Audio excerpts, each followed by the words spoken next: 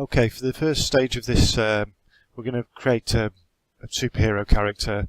We're going to make it create a short walk cycle. We're going to make the character run into the middle of the stage and then run towards the camera. And as it runs toward the camera, it's going to blur. So obviously, it gives us a chance to look at the drawing tools in a bit more detail. So first of all, we create a new movie. So File and New. Make sure it's ActionScript 3. We'll keep the default settings, so 550, 400, but we'll reduce the frame rate to 10.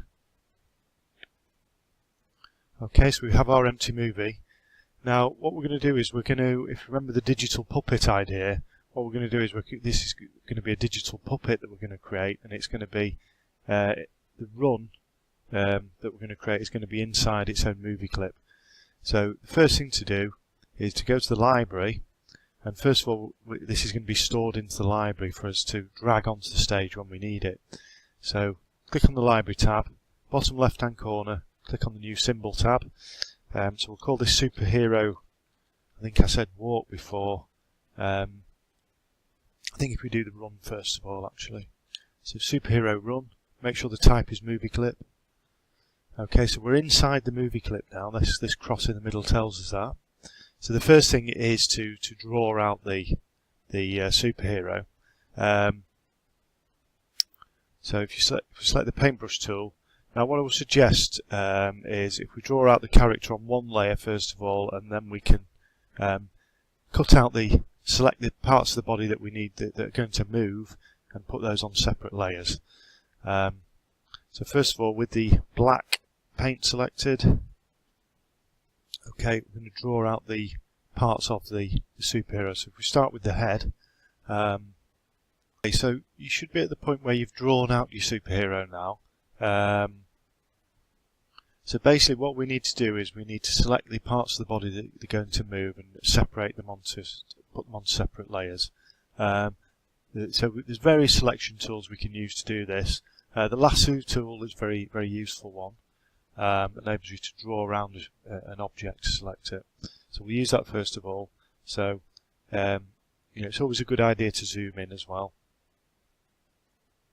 So to zoom in or out, the quickest way is hold down Control and with the scroll wheel on the mouse, forward and back to zoom in and out. So we're zooming on the area we're interested in. So I'm going to draw around the first leg to select that, and then cut it out. Create a new layer, and when you paste, if you go to Edit and Paste in Place, or the shortcut is Control-Shift-V, put it back in exactly the same place, and then repeat with the other body parts.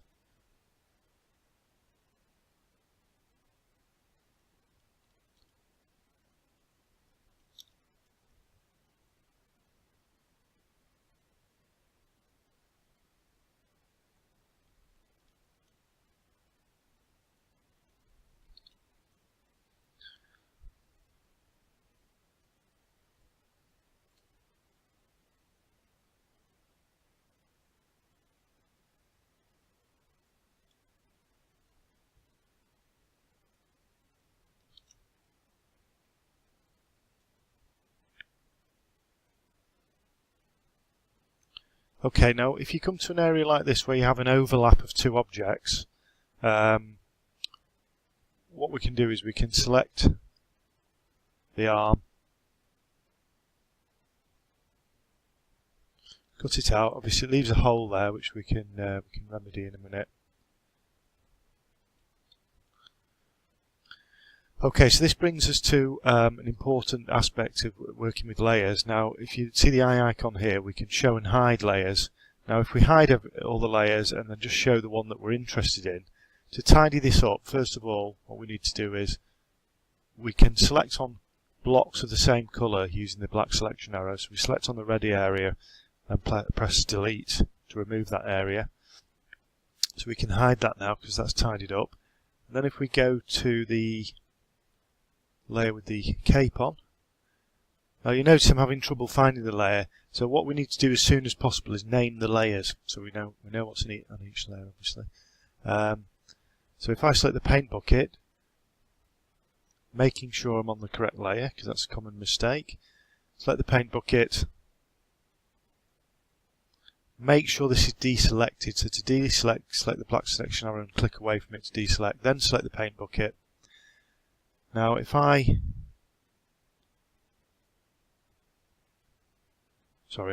just wind back there. So if I click on the colour swatch here underneath the paint bucket, the colour picker appears and I can pick off the colour that I'm trying to match, which is the colour of the cape, and then fill that gap. You might get little imperfections like this bit here. If you really, you can tidy up a bit there if you use the eraser. Just erase that bit, maybe that bit. And then refill if you want to. So I think the next important stage here is to name our layers. So if we work through the layers, so that'll be right leg, that's left leg, left arm,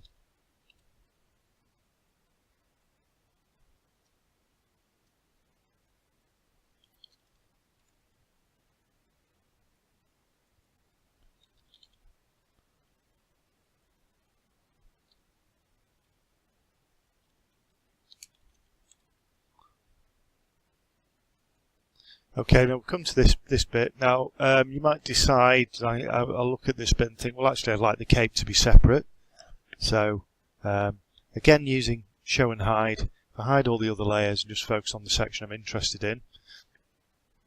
So I'll draw around the cape to select it.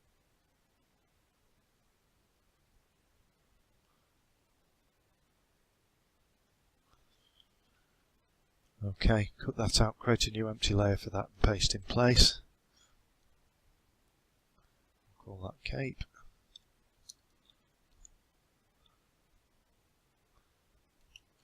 Okay, so we have all the parts separated out. So we can animate all these parts separately now. The other thing to just consider at this stage is the layer order. Now, we look here at the moment, if I select the cape and move it, it's actually over the top of the body. Now I might decide that I actually want the cape to be behind the body as the character runs, so I can just drag that layer underneath the body layer. Same with the arms and legs and the head. I might decide that I want them all to be behind the body, so I can drag the body layer to the top there. Again, any of these layers, we can rearrange them as we go, as we start to animate really. Sometimes you spot things that just need adjusting. Okay, so if I go back to scene 1, now at the moment you'll see that scene 1 is empty. We have our little puppet stored in the library here. Now, with something like a walk cycle or a run cycle, they're probably the two most complex pieces of motion, types of motion that you will need to animate. So if I double click to go back inside our puppet, inside the movie clip, we look here at the moment we have just a series of one keyframe for each layer. Now to make him run, okay, the first stage is to actually create a small run cycle inside this movie clip. So to do that, now we want to insert another keyframe, and we want to do that across all these layers. So if we shift click, so hold down shift, click, so I'll deselect, hold down shift, click at the top layer, bottom layer, that selects all the layers, press F6, okay, that inserts the keyframes. Now you see the first keyframe here is 2 frames long, we want the second keyframe to be 2 frames long, so we press F5. Okay, so those two shortcuts, F6 and F5, are real fundamental essentials. So on the second keyframe here, we can start now. So this is really where we start animating. So now we need to think about how do we want him to run? What's he going to look like when he runs? So to move the body parts, we select the transform tool here, and we can select any body part. So to select them, if you click on the keyframe the second keyframe, and that will select it. Now, there's two ways of doing this. One way of doing this that probably makes life easier, particularly when you're trying to select the body parts, is to now group those separate body parts. So basically turning them from pixels into a grouped object.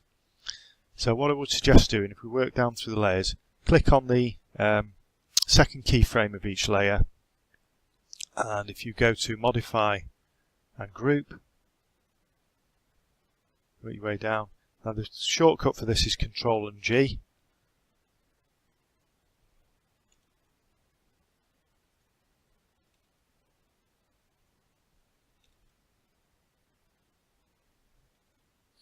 Okay, so just a repetition of that across each layer. And now if you select on the parts, you'll see that they're grouped objects, so it's much easier to select them.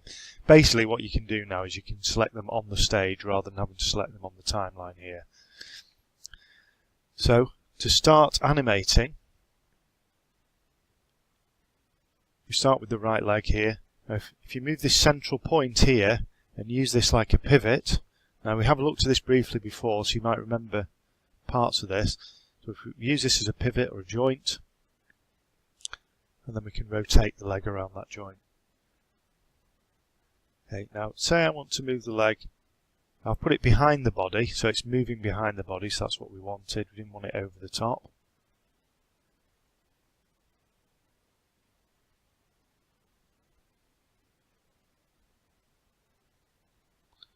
Now with you know, when you're creating movement like this, it's really a process of refinement as you move along. So what I would suggest, each time you move a body part, is you can grab hold of the needle here and just scrub it backwards and forwards to check the movement. You can also press enter, okay, and that will play it.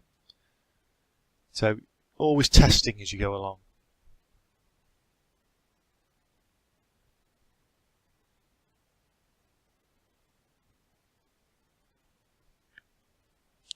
Now what's also worth considering when you use the transform tool like this, what you can also do is you can move objects, you can rotate them, you can also scale them. So you could think about you know, just subtly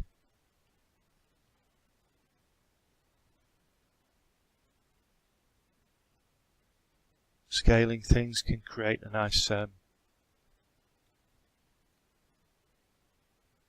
nice effect.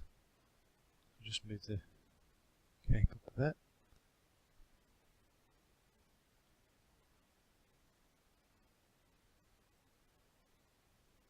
So it's really, you know, it's really a question of testing as you go. Okay, so we've got the go back inside the movie clip. We have the character. We've separated the parts out on separate layers. We've animated. We've created a 2-frame looped run cycle. Just on 2 frames, we can expand on this if we wanted to, and we can come back and have a look at how we can do that.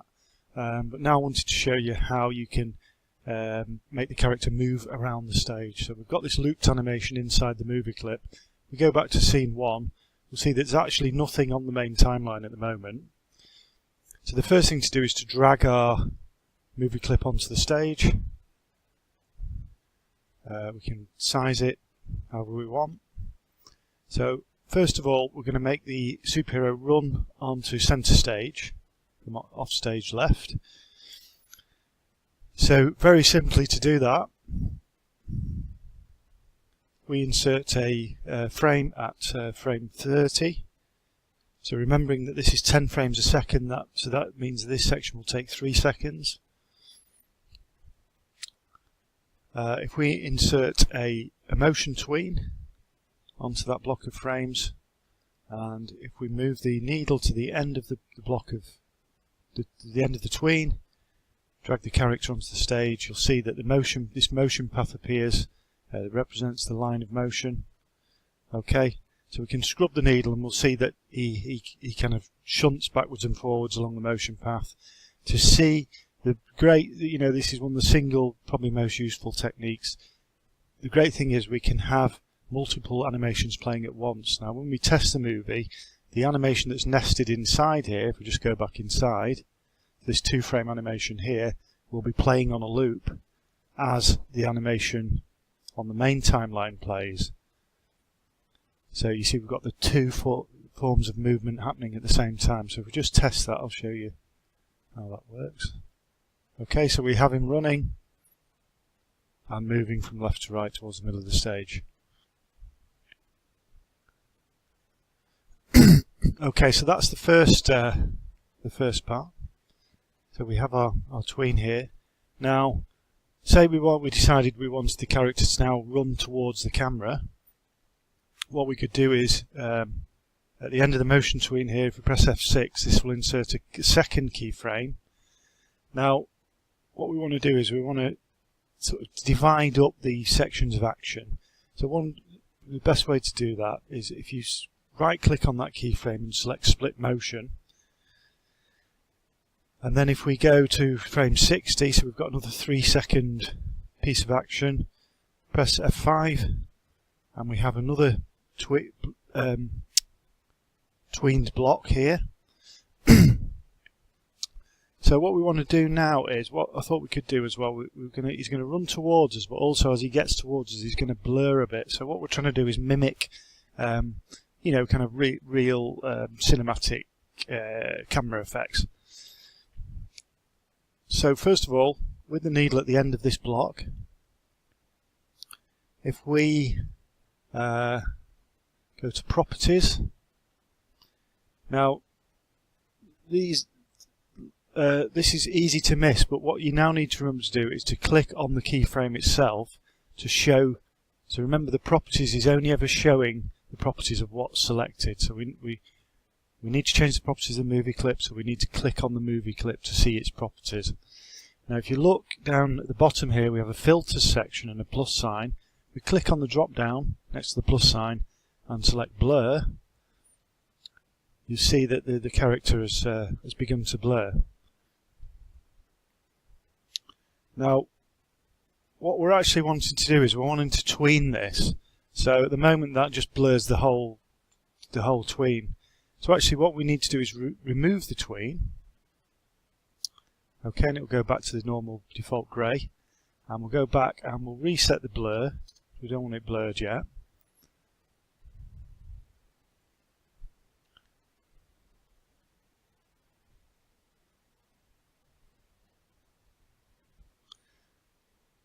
Okay, so like I said, we apply the tween to this block of frames. We move the needle to the end of the block, and then with the needle at the end of the block, like we did when we moved the character, what we do now is we click on the movie clip and we add the blur.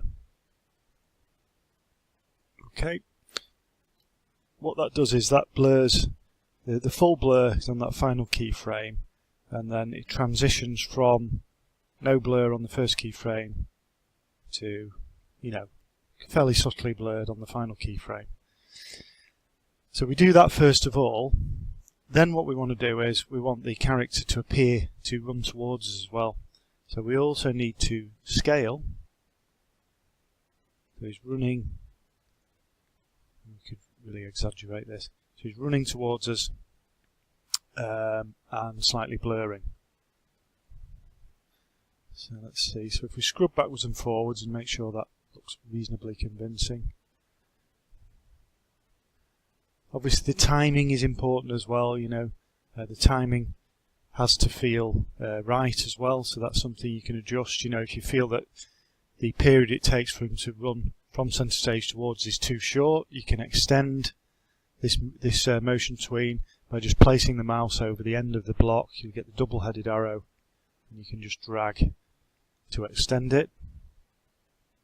So I'm going to just reduce that down a bit.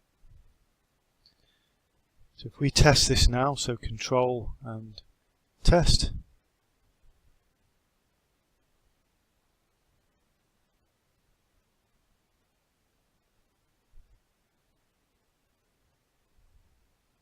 Right, you might think that takes him a bit too long to run towards us, so you can, again, a lot of this is a process of getting the animation, refining the animation as you move along. So.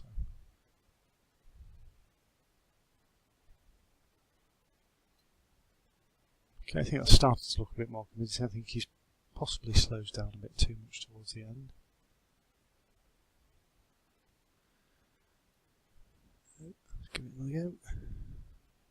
The other thing I meant to mention is when you obviously when you start to make your 60-minute animation, your full length animation, you need to start to divide it up into scenes.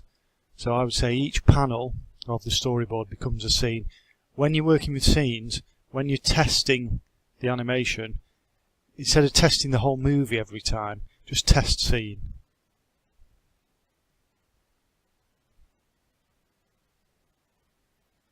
Okay, so I think that's looking reasonably okay now. So we've got the run there. So what we can do now is we'll have a look at creating a second scene.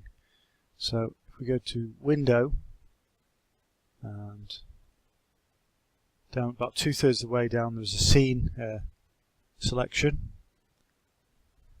So if you click on that, the scene panel will appear. Okay, and as you can see at the moment we just have scene 1.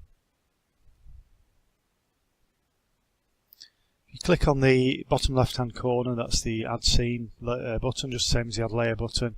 Create a brand new scene. So this is another key aspect of animation, particularly when you start to build up multiple layers, multiple characters. If they're all in one scene, it can get very difficult to organise and can become a bit of a mess and a bit unmanageable. So definitely dividing up into scenes is a good practice right from the beginning.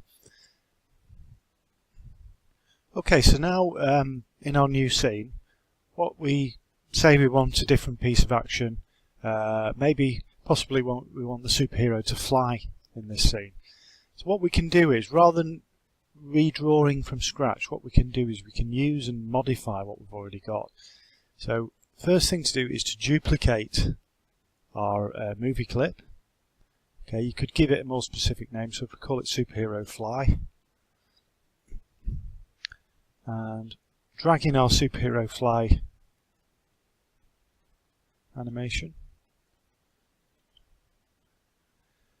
Okay, so if we double click to go inside the movie clip, at the moment we've got the run animation. It's very important that you duplicate and don't modify the existing run movie clip, obviously.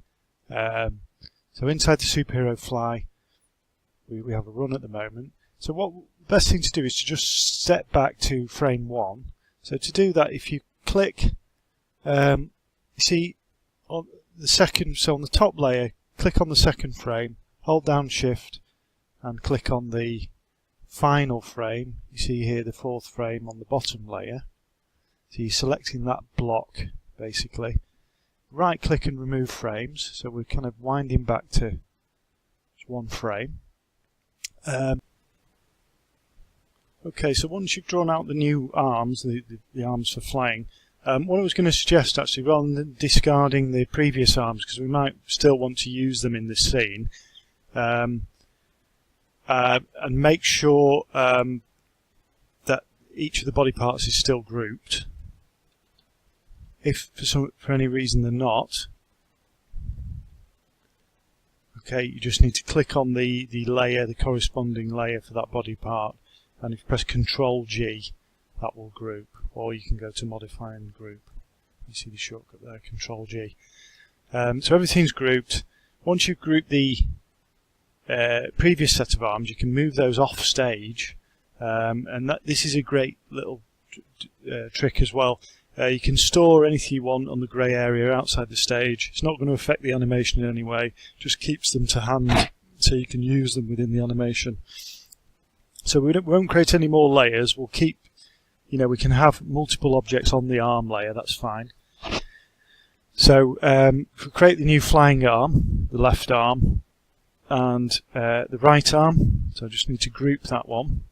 So I'll just cut that out and, sorry, I'll do that again. Just make sure when grouping that everything is selected. Probably the best way to select sort of irregular shapes is to use the lasso tool, if you remember the lasso tool. And then group. And if I cut that out, and go to the right arm layer and just paste in place on there. So we've got everything in place now. So now it's a question of building up the animation again. So what we'll do again, we'll go to frame 3. So again, if you shift click on all the layers at frame 3, press F6 to insert a new keyframe, and this is where we can start to make the fly animation. So what I thought we could do, just demonstrating how we can use different body parts. So if we go back, sorry, I'll do that again. So just making sure you're on frame 1, keyframe 1. If you move the needle to keyframe 1, yeah. So the trick with this a lot of the time is just keeping your awareness on what's happening on the timeline here, where the needle is, which layer you're on, and what's happening on the stage. So you get used to kind of, coordinating what you're doing between these two important areas. So moving the needle back to keyframe 1. If we move the previous arm in, so we could imagine this is a scene where the character is stood centre stage, and do that again, just move the circle, hinges, and he's about to fly. He's about to fly. So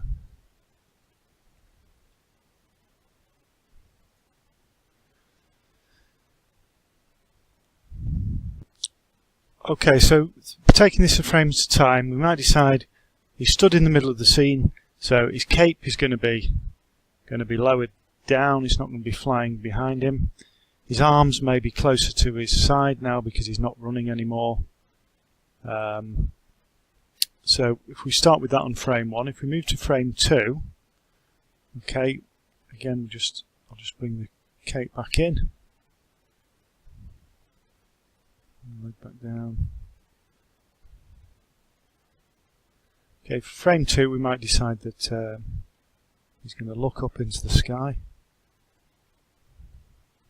Okay, now you might find when you start to move things, remember you can rearrange the layer order as you go along.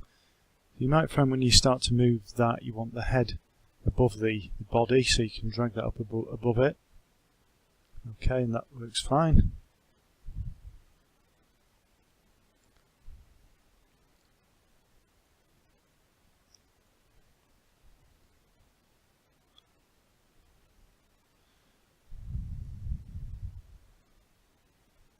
Again, always testing to make sure that the movement flows from one frame to another.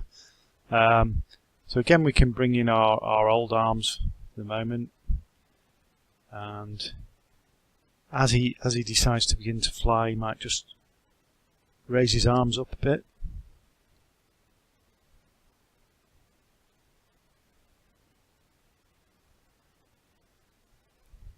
And scrubbing backwards and forwards. So that's our second keyframe done. We'll press F5 to extend that, so we have 2 keyframes, 2 frames long. Now if we bring in another block, so again shift clicking and F6 to bring in our third keyframe. On this third keyframe, we might decide that we want to put in and bring in the new arms.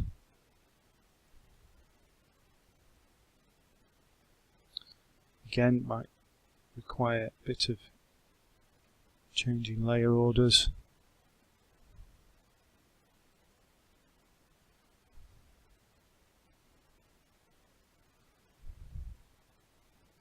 Remember, sometimes if you've got multiple objects on a layer, rather than clicking on the layer to select that object, if there are multiple objects, you might need to click just on the individual object, but if they're grouped, that is easy to do. So place the arms, and then we'll worry about the layer order. So we want this arm behind the body. Okay, let's just make sure that all works okay, so that's fine.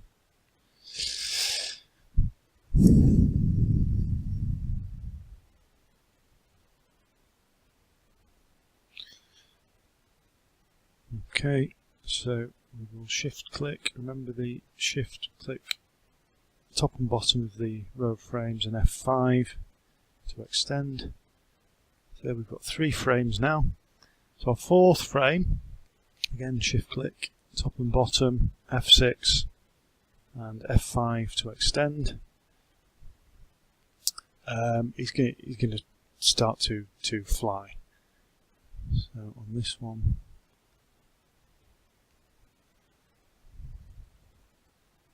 change the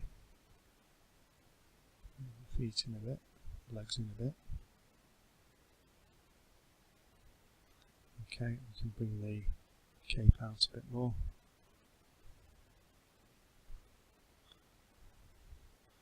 Now,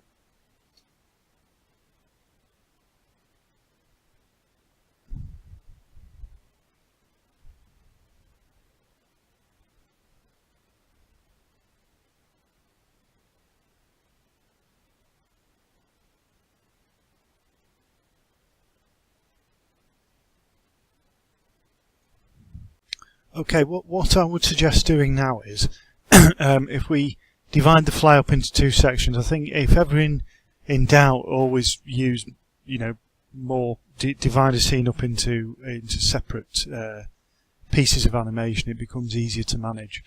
So I think if we the initial movie clip is, we call it Superhero Fly, and within that movie clip, if we have create the animation where the superhero prepares to fly, and then we have a separate movie clip of the superhero flying. The reason I've done this is because when we create the fly, if you think of it the same way as the superhero run animation, the fly animation is just going to have a simple animation within it of the cape moving.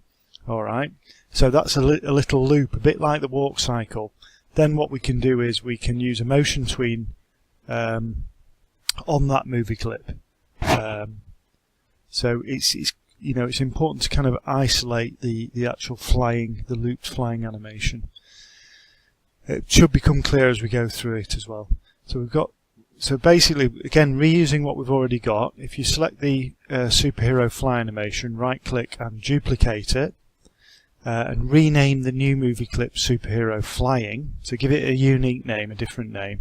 And then inside Superhero Flying, we'll basically start off, let me just wind this back a bit, just 1 keyframe at the beginning, okay, with the arms in the flying position, and then at about frame 4, if we shift click again across the layers and press F6 to insert a keyframe, F5 twice, so we've got 2 keyframes that are 3 frames long. Now on the second keyframe, we're going to move the cape. Okay, so if you select the transform tool, we'll just move it up a bit. Just play that and see how that looks. So maybe move it a little bit more.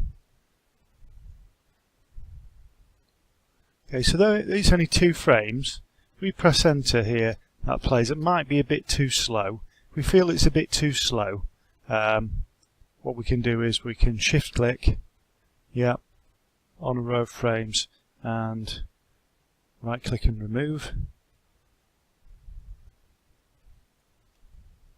So what I've done there is I've reduced each keyframe down, so each keyframe is just 2 frames long. So if we test that, I think that's looking a bit more like it.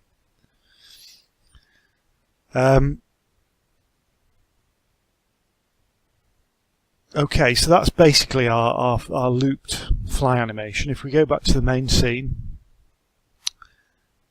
now what we need to do is just link up the fly and the flying animation. Now if we go back to the flying animation, it's 8 frames long. Okay, so if we look here, if you want to check how long and what frame you're at, if you just go to the bottom of the timeline here, quite small, but it tells you the current frame number, which is frame 8. So we go back to the main scene. So we basically want to, up to frame 8, we want to use this fly animation. Excuse me. So if we click on frame 8 and press F5, that fly animation is going to play up to there, and then at frame 9, if we right click and insert a blank keyframe, we can drag in our flying animation. Okay, now to get this to match up, we use onion skin.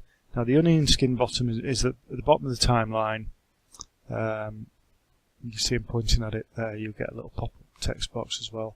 So click on that, and that allows us to see what is on the previous frame. So we need to scale this down a bit so it matches the size of the previous frame. Okay, so the point where he moves to the fly, and then, you know, the fly animation could maybe last up to frame 80. So we click at frame 80, press F5. Okay, so if we test that now, what we should be left with is the character prepares to fly, and then we've got the looped flying animation. So if we go to Control and remember Test Scene, because we're in Scene 2 now.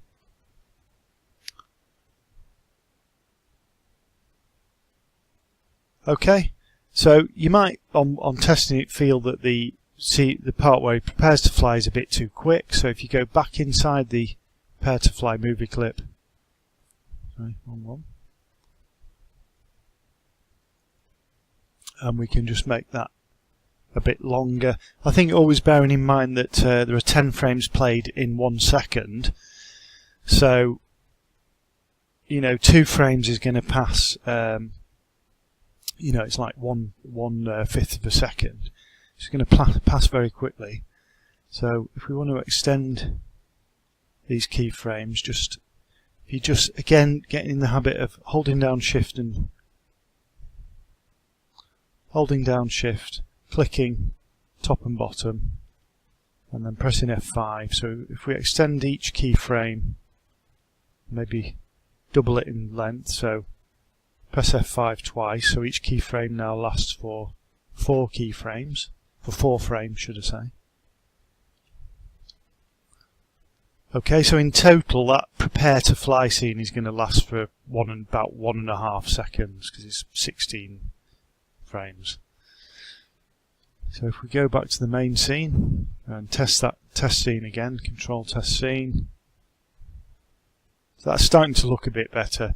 So then we have the fly animation. Now what we can do with this, okay, so we're going to create the fly animation.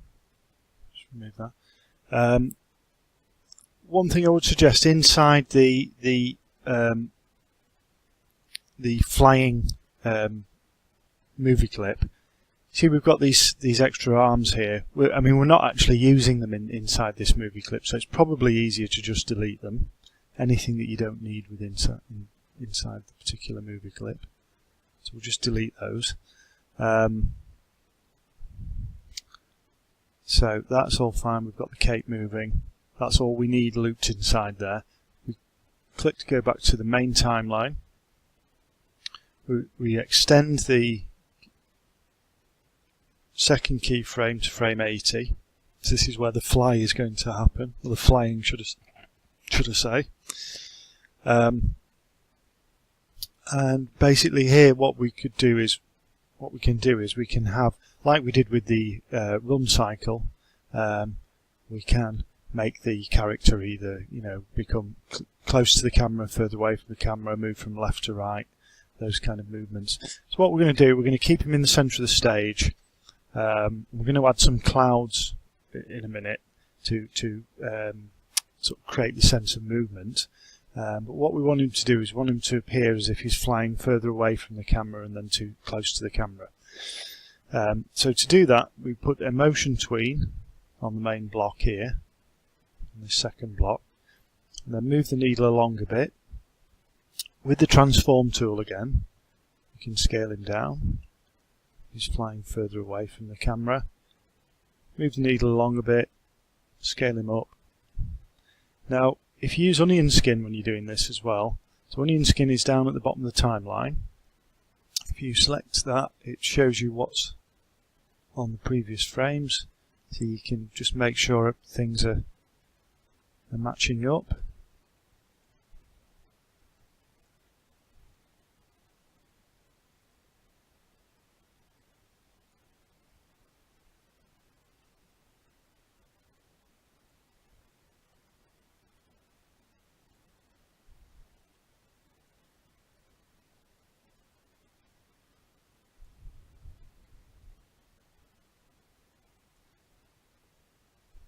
can look a bit kind of psychedelic, but that's alright.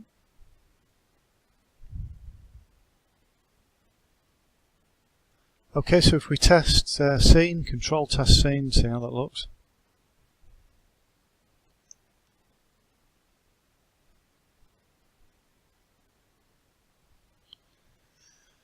Okay, so we're starting to build up a sense of him flying. I think